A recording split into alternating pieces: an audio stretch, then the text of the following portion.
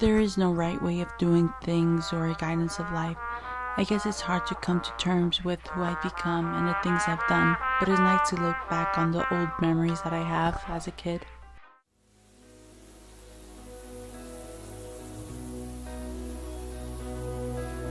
When I'm feeling alone, I like to think about old memories as a kid and reflect on the nostalgia of life and the memories with my mom dancing and running around in her t-shirts like they were big old nightgowns, blowing bubbles that smelled like strawberry ice cream, the feeling of walking around barefoot on a cold summer night, summer days spent at grandma's house, feeling the damp, wet grass under my feet as we played in the sprinklers.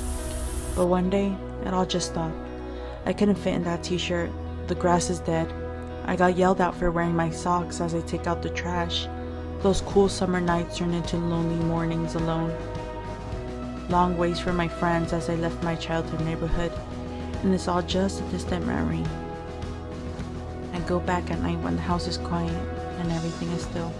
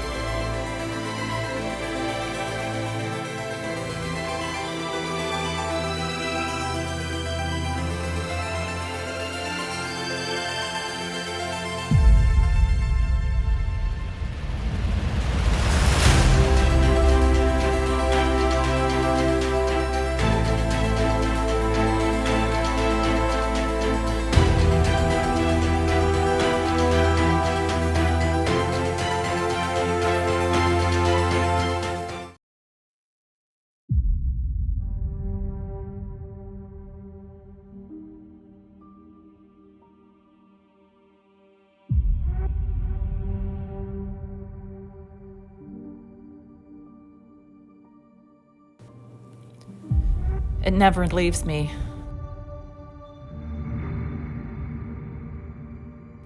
That night, the night I lost everything. Since then, I did everything I could to make it on my own.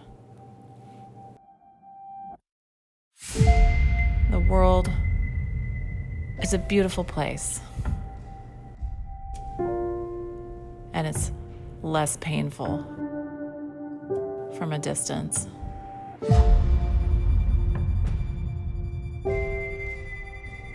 But now, I can imagine a fresh start. I feel like I have a shot.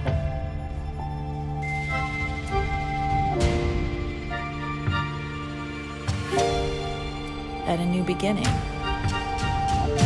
matter how long it takes.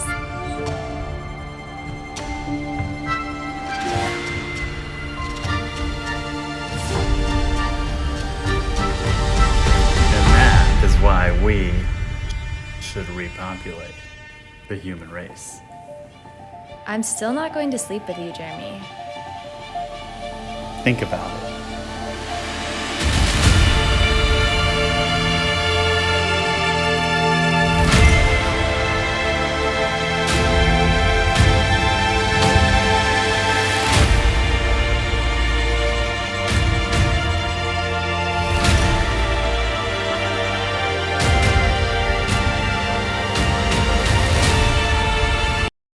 So there was this guy. There was this girl. He was obsessed with work. Most free person I've ever seen. Bored. Dazzling. Mad. Inspiring. He had an empire. Unbounded to anything. His cooking sucked. She was basically a top chef. And when we met, my world changed.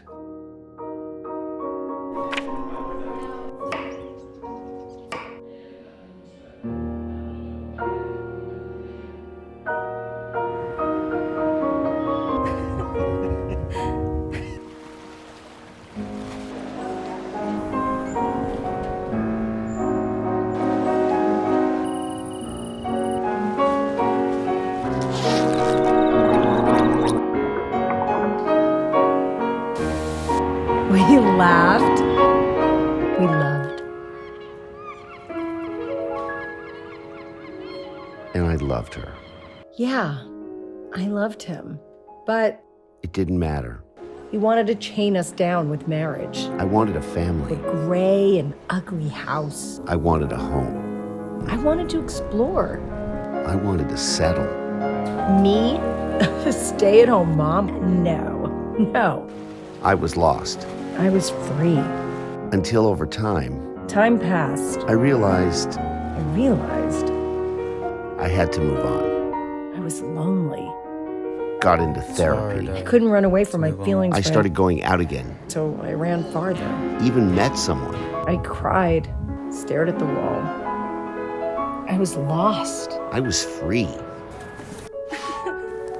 So I came back. Thought that maybe a baby and a stable environment would fix my life. I got married, had a baby girl, Venus, like the star.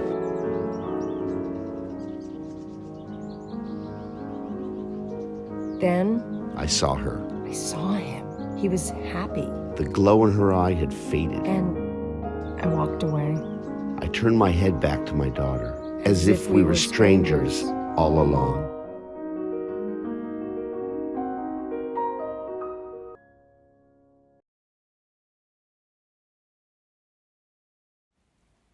My childhood was easy. I lived on a farm and life was good. I played in the fields and rode horses every day. I lived next door to my best friend. Our favorite thing to do was dress up and have picnics. We pretended we were part of the royal family. But my easy life ended when my mother died. I was 17. She was my everything. I didn't know what to do with myself, so I left. I went to the ocean.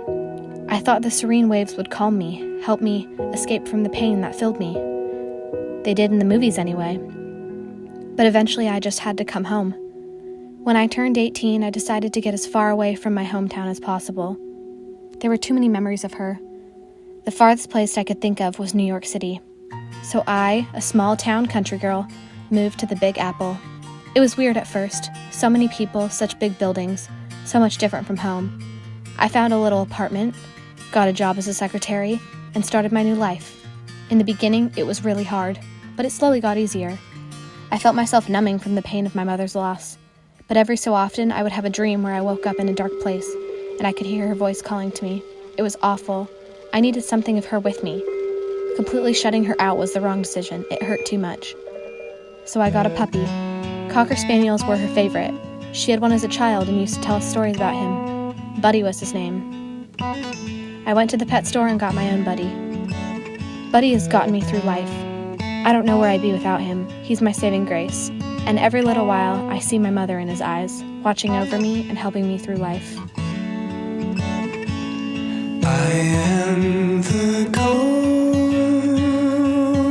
in the room.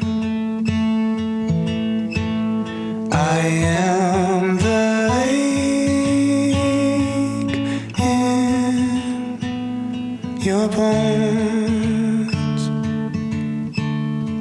So don't give me up, don't let me down. You promised me that.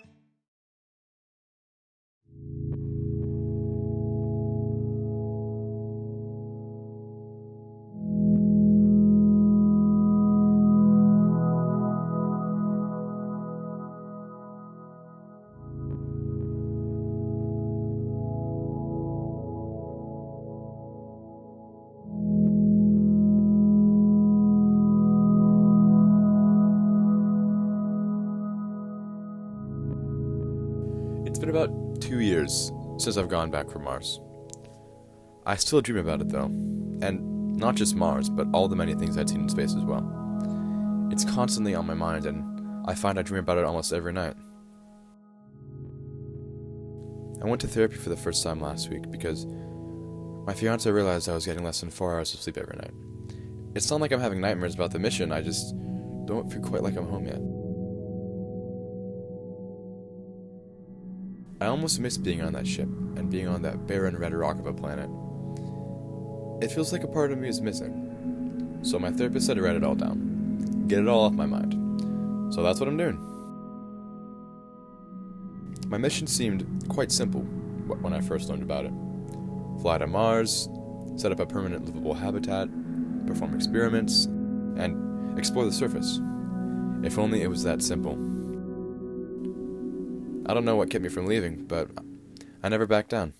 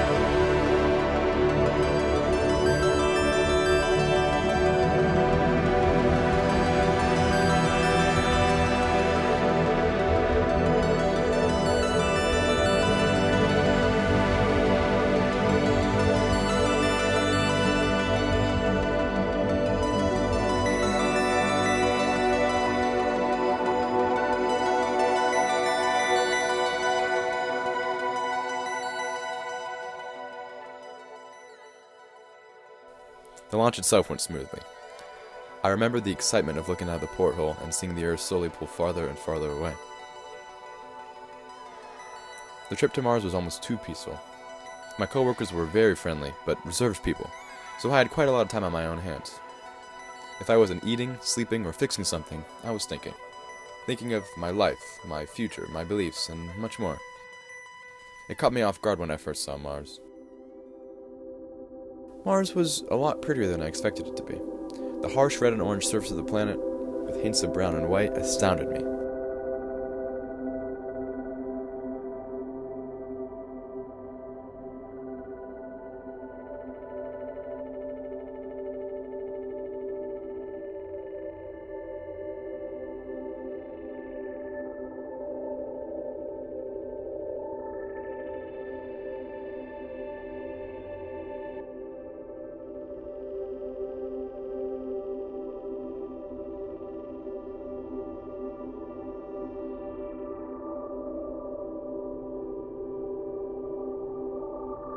After we landed, we got to work right away.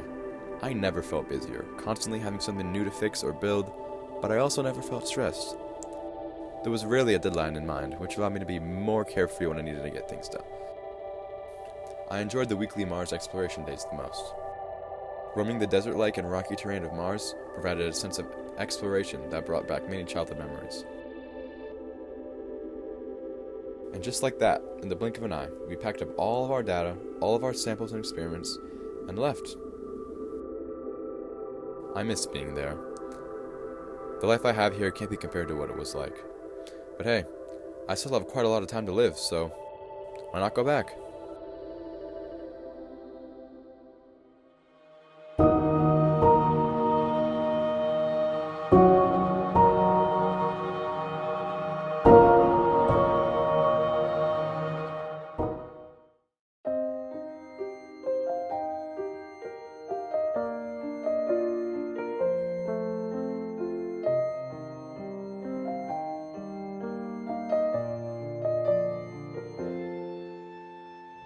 Two roads diverged in a yellow wood, and sorry I could not travel both, and be one traveller.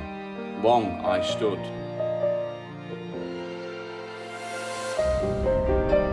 and looked down one as far as I could, to where it bent in the undergrowth.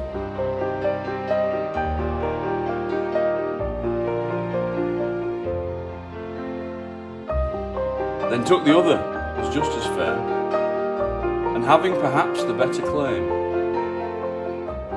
because it was grassy and wanted wear.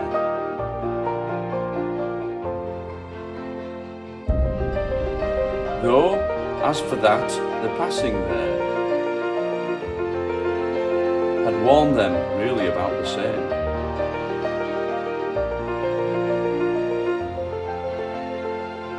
And both that morning equally lay. In leaves, no step had trodden black. Oh, I kept the first for another day. Yet knowing how way leads on to way, I doubted if I should ever come back.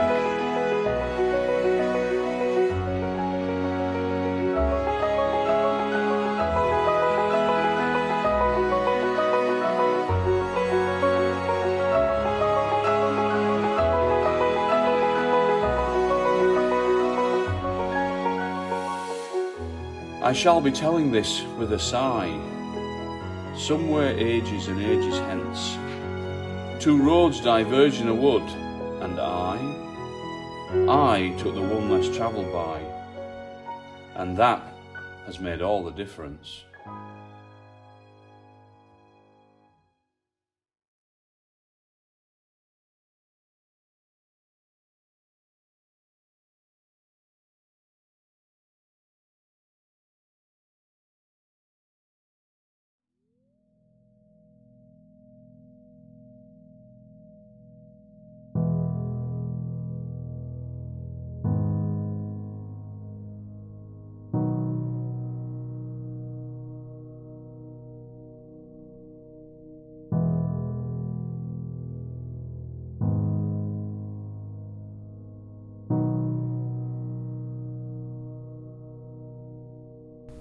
Not very long ago, she was here. And then, just like that, she was gone.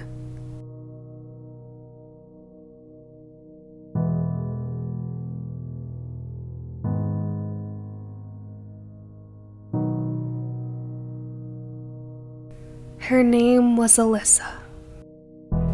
Every time I try to describe her, I fail to think of any words. All I have left of her now are the memories. I loved her.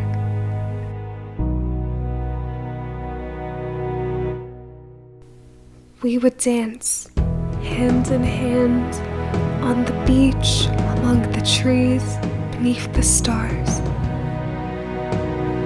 It seems like our wedding was just yesterday. I can still hear our song playing in my mind, haunting me every day, every night. It's been a year. How has it been a whole year? I miss her. Every morning, I wake up expecting to see her. I try to cherish the memories we had together. But every time I think about her, all I see is one image.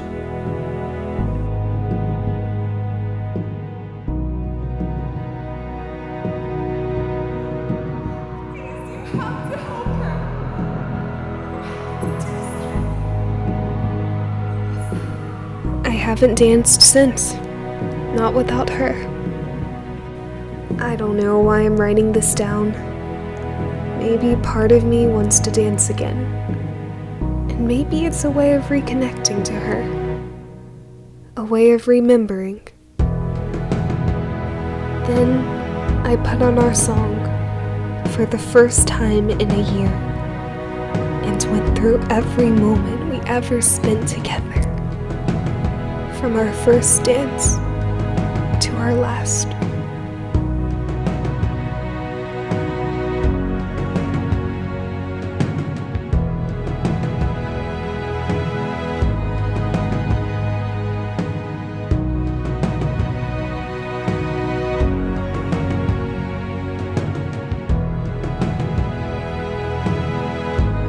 I've gone back to my career as a dancer. Now, whenever I'm performing, it's almost like she's still here. And maybe she is, because I'm still holding on to the memories. The memories of when we were together. The memories of when we danced.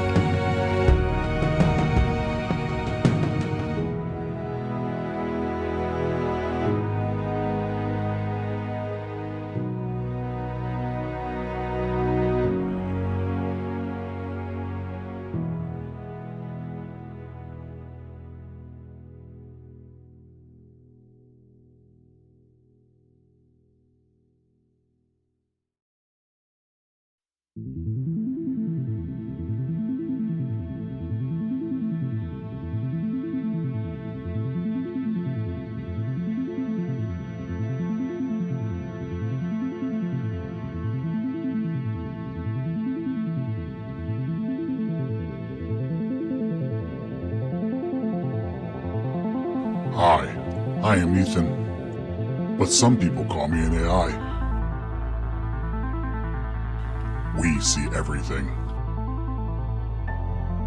Scientists created us to help you, make things easier during hard times, so that Earth can be a better place.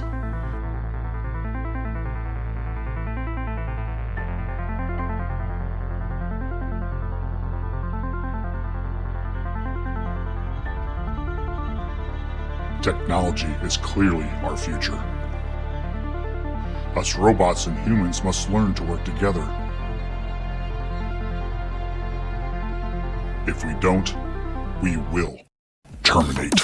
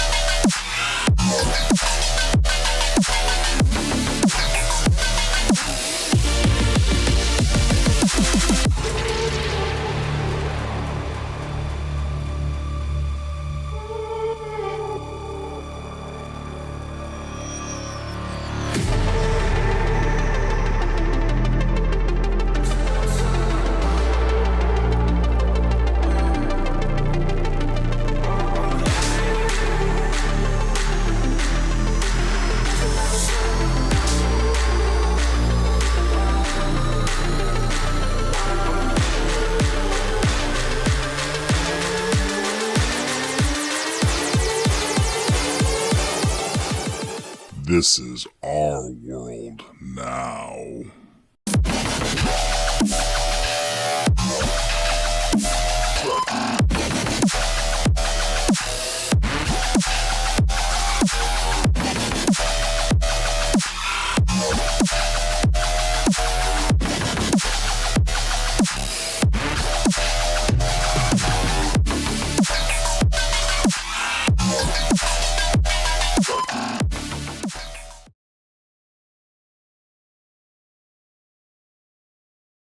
You know, how many times I wake up, I still can't get used to this view.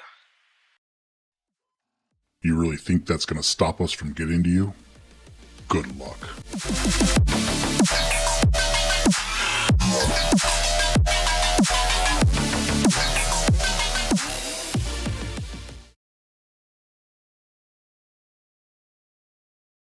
The first color that I missed was red. The vibrant color of love and anger, both bright and confident. To the burnt oranges of sunset skies, flowers dancing in meadows, leaves on autumn trees, and buckets of clementines. To the happy sunflowers and the sour lemon slices, lanterns taking flight into the sky, and trees of yellow leaves. To the vibrant greens of tropical forests, tree frogs, lizards, and limes. To the clear blue ocean, with dolphins swimming below the surface and crashing waves on the shore. Clear skies dotted with hot air balloons taking flight, seagulls at a summer day at the beach.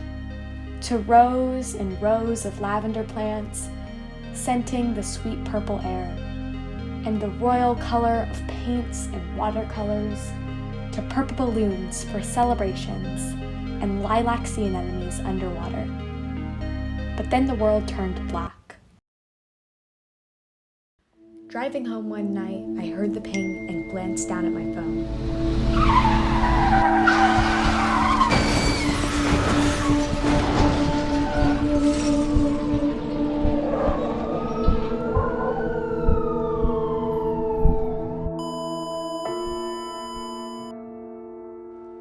I escaped that crash with my life, but not with my sight. I was angry at the world, myself, and all the color for deserting me, leaving me alone in this black, unescapable void. I took so much for granted, and I looked for color in all the wrong places. I realize now life exists outside my phone, and color exists outside my sight. I no longer see the colors, but I still hear them. This is what the rainbow sounds like to me.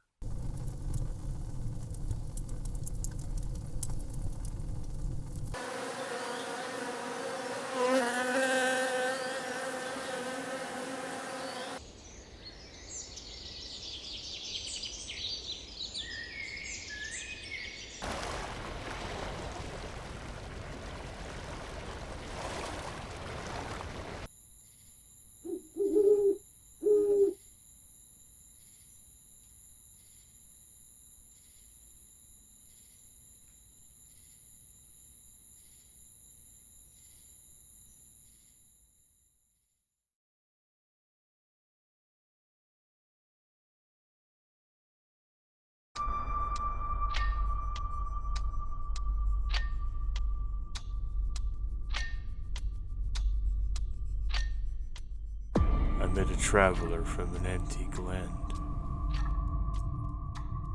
who said, "Two vast and trunkless legs of stone stand in the desert. Near them, on the sand, half sunk, a shattered visage lies, whose frown and wrinkled lip and sneer of cold command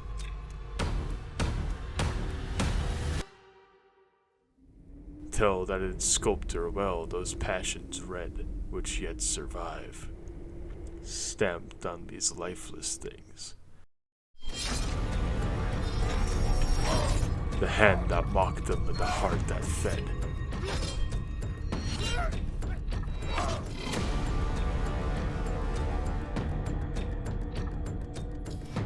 And on the pedestal these words appear.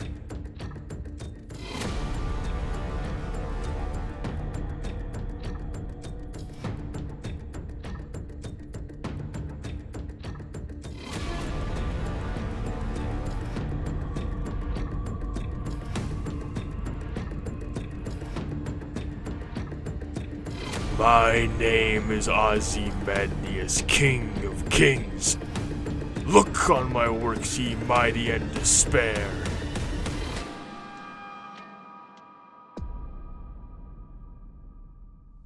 Nothing beside remains, round the decay of that colossal wreck, boundless and bare.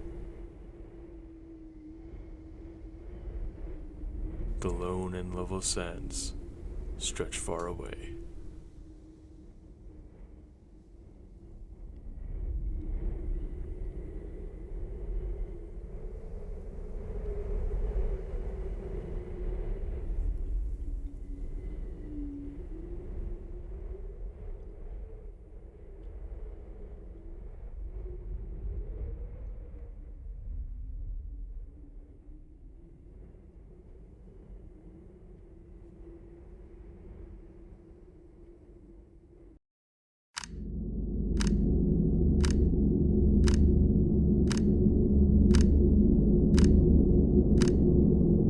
Archivist, display the records we have on planet Earth. One moment. Planet Earth, an exoplanet located on the Milky Way's galactic disk at approximately 26 light-years away from the galaxy's core. Earth possesses two critical elements, oxygen and water, for the survival of Homo sapiens, the current dominating species. Humans are quite an odd phenomenon, as they have devolved from their intelligent ancestors, the ape. Earth was once a utopia where beautiful, intelligent entities once roamed, until humans discovered fire, constructed tools, and disrupted the balance of natural selection. Humans are simple-minded. They like drugs, boxed foods, white kitchens, leather bags, slapping their phalanges together while baring their teeth to show amusement, and mashing their faces together, exchanging saliva in an act of love. Worst of all, they celebrate getting closer to death each year by blowing out flames on top of frosted bread. Humans' primary historical mode of adaptation has been to kill and strip locally adapted species and wear their skins as coverings to protect them from the cold. Humans find pleasure by consuming large quantities of a poison known as ethanol alcohol and bringing themselves to near-death experiences, all of which they do not remember. Humans have a more efficient cooling system than most other mammals. A cooling system that lets them relentlessly run down their prey for up to 5 hours until their prey becomes so exhausted it just gives up on life and waits for the end. We've already sent 13 analysts, and they were all met with hostility, resulting in mass fatality. We cannot destroy humanity without compromising the purity of oxygen and water. It's not like they can die from sound frequencies like EXO 381259 species did. Humans are just too stubborn. Actually.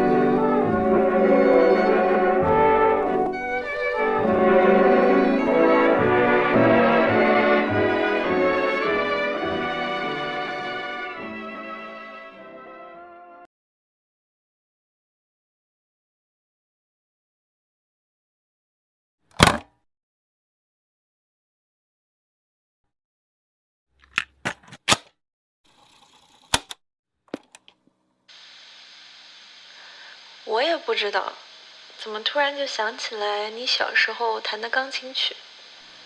你小时候很害羞，出门都在我身后，也不太爱跟人说话。但是你呢，总会也躲在我身后偷偷观察别人。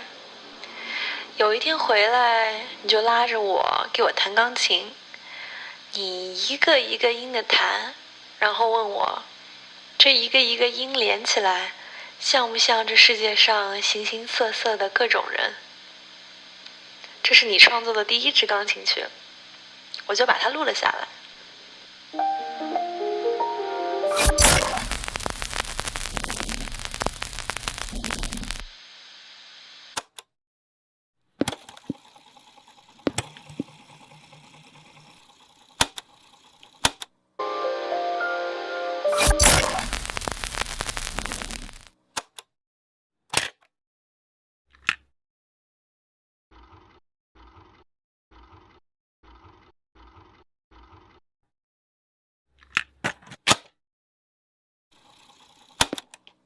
我就把它录了下来。